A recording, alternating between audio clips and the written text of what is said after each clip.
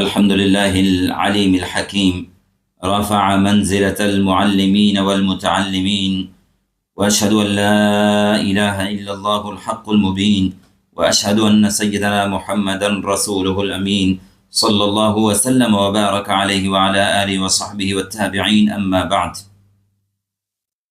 عزیزان محترم اور میرے ایمان والے بھائیوں، اللہ تبارک و تعالی نے معلم اعظم سید المعلمین خاتم المرسلین صلی اللہ علیہ وسلم کے قلب اطہر پر سب سے پہلے نازل ہونے والی آیات میں ارشاد فرمایا: اقرأ بسم ربک الذی خلق خلق الانسان من علق اقرأ وربک الاکرم الذی علم بالقلم علم الانسان ما لم يعلم.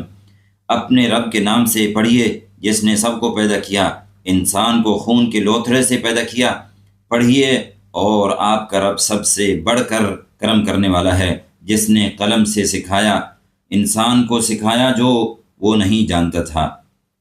میرے بھائیوں، یہ 5 آیات ایک روشن تابناک دور کے آغاز کا اعلان کرتی ہیں جو علم و معرفت کی بنیادوں پر کھڑا ہوتا ہے تاکہ معاشرے کا ہر فرد اپنی اپنی جگہ اور مقام سے تہذیب و تمدن کی عمارت کی تعمیر میں اپنا کردار ادا کر سکے. یہ ایک عظیم ذمہ داری ہے، ایک بلند منصب ہے.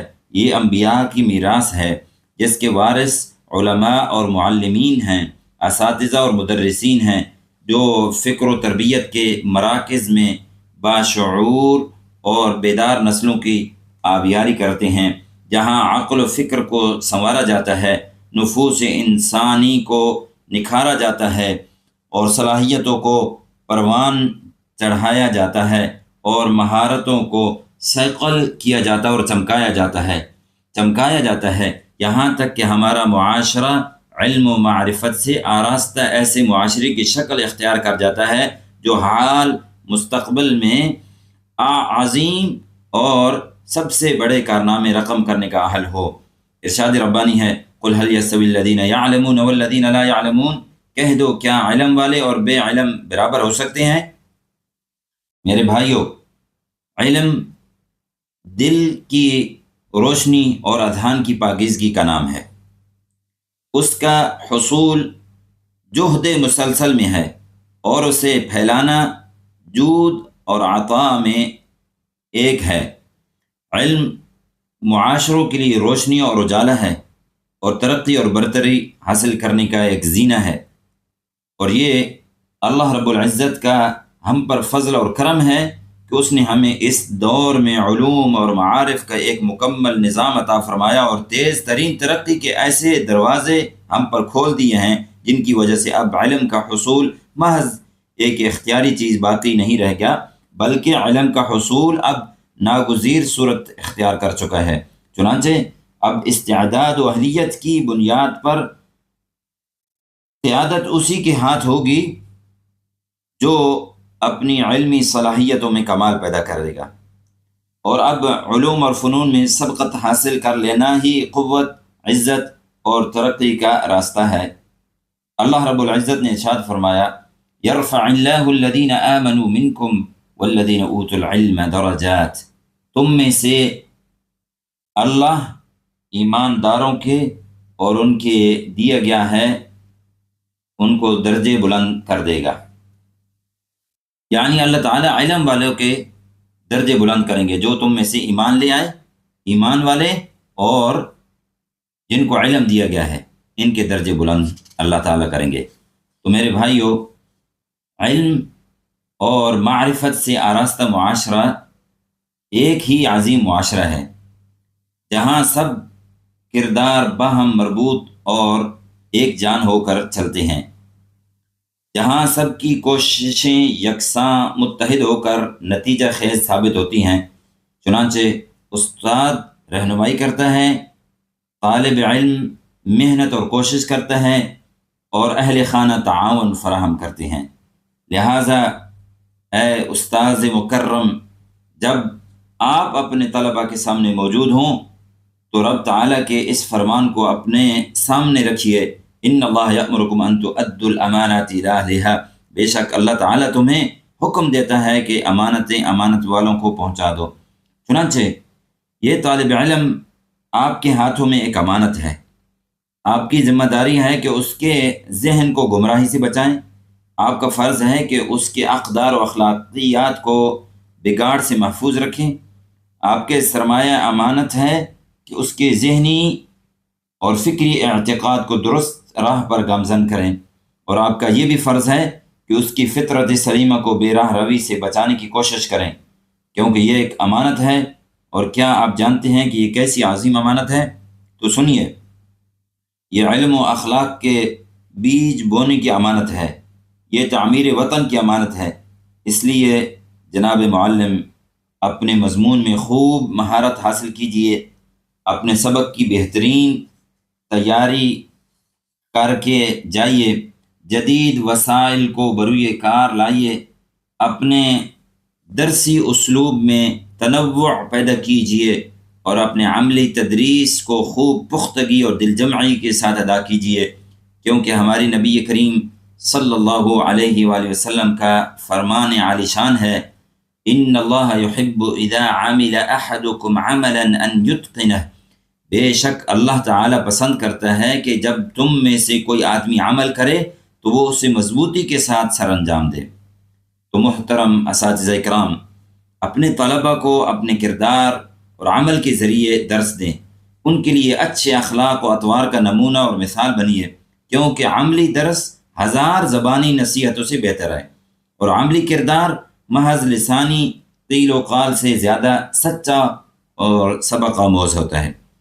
اس کے علاوہ اپنے اسٹوڈنٹس میں علمی بحث اور تحقیق کی روح پیدا کیجیے، ان کے علمی سوالات کرنے اور نت نئے علوم کو جاننے اور سمجھنے کے جذبے کو ابھاریے، ان کے اندر کامیابیوں اور امنگوں کا چراغ روشن کیجیے، ان کے حصول علم کی آتش شوق کو مزید جلا بخشیے، تاکہ وہ مثبت تنقیدی صلاحیت سے آراستہ ہو کر مضبوط علمی شخصیت کے طور پر ابھر سکیں۔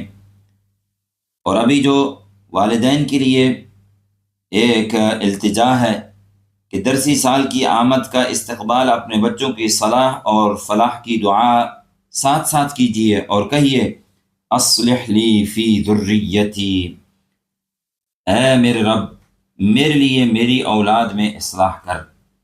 اس لیے آپ کی دعا ان کے لیے بند دروازے کھولنے کا سبب بنتی ہے، ان کی مشکلات کو آسانیوں سے بدلنے کی صلاحیت رکھتی ہے، کیونکہ والدین کی دعائیں اللہ رب العزت کے قریب مقبول اور مستجاب ہوتی ہیں۔ اس کے علاوہ اپنے بچوں کے لیے ان کی پڑھائی میں معاون اور مددگار بنیے، ان کی تعلیمی پیش رفت کی نگرانی کیجیے، ان کے سکولوں سے رابطے میں رہیے، تاکہ وہ اپنے اہداف اور مقاصد کے حاصل کرنے میں کامیاب رہیں۔ اور اب دوسرا خطبہ جمعۃ المبارک میں فرمایا، میرے ایمان والے بھائیوں، یقیناً طالب علم ہی پورے نظام تعلیم کا محور اور مرکز ہے، وہی اصل ہدف اور مقصود ہے، اسی سے مستقبل کی امیدیں وابستہ ہیں، اسی کے لیے اسکول جامعات بنائے گئے ہیں، اسی کے لیے بہترین معلمین اور معلمات تعینات کیے گئے ہیں۔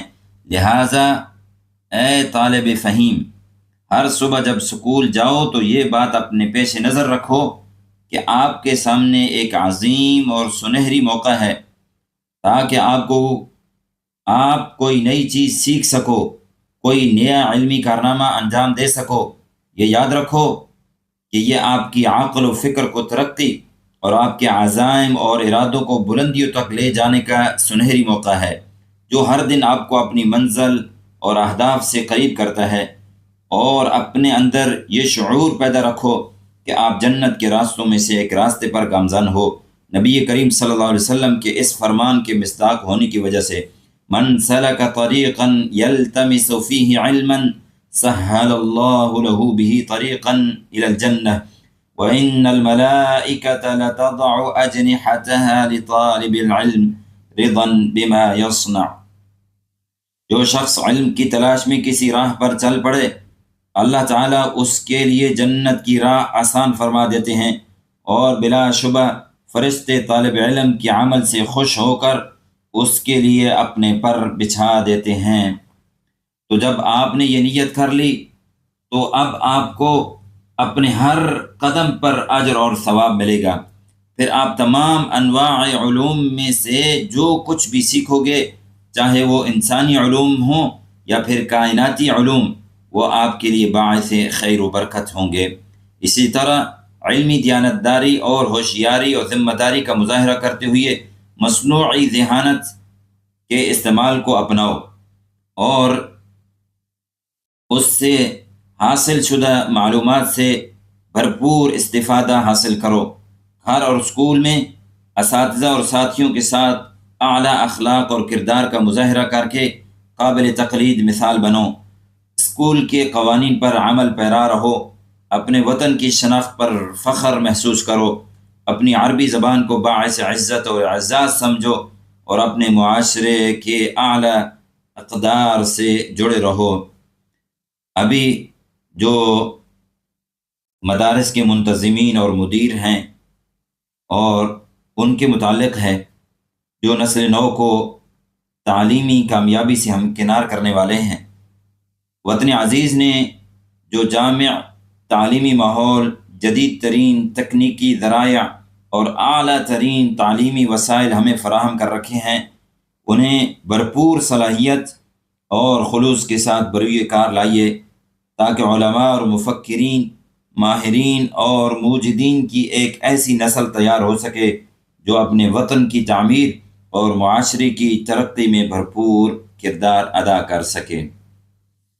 آخر میں حضور اکرم صلی اللہ علیہ وسلم کے اوپر درود اور سلام۔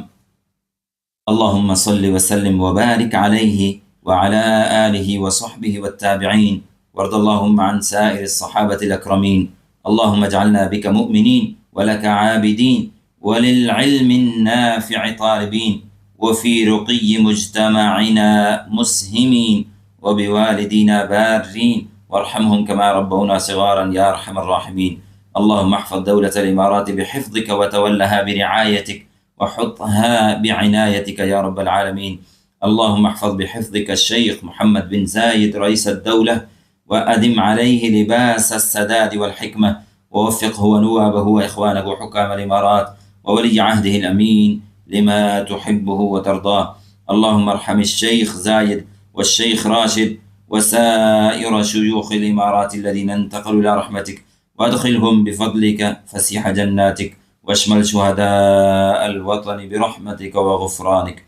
اللهم ارحم المسلمين والمسلمات الأحياء منهم والأموات، تقبل الله منا ومنكم صالح الأعمال۔